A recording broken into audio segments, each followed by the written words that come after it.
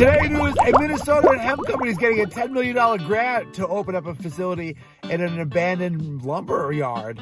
They're now putting in a hemp facility in that location, and it's going to bring, I guess, in 400 jobs, what they're saying, with pretty good income for the folks. The median income there being like $60,000 or $70,000. That's great news, and it sounds like a huge opportunity for folks involved in hemp or looking to get involved in the hemp market. Also in news, a group of teachers in the town Hinesburg, Vermont, have decided they should get real about cannabis. Vermont's actually had a successful rollout of their legal program, and they've had medicinal program for a long time. People do home grow, and they've actually had a long history of cannabis even before that. A lot of the Grateful Dead stuff happening there was huge for cannabis.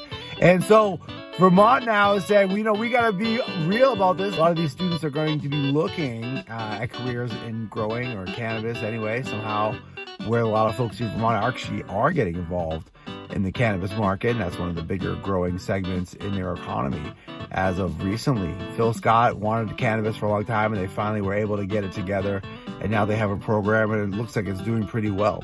Also in news, Germany's getting pretty close to having legal cannabis in their country. They're now going into the Bundestag, which is their parliament.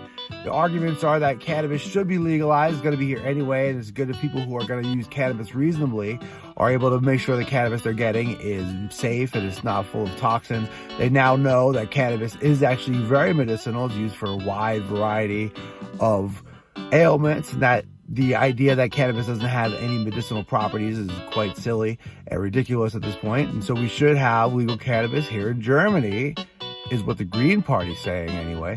There isn't much opposition. 70% of Germans are looking at cannabis as a positive thing and want it in their country, as should all people.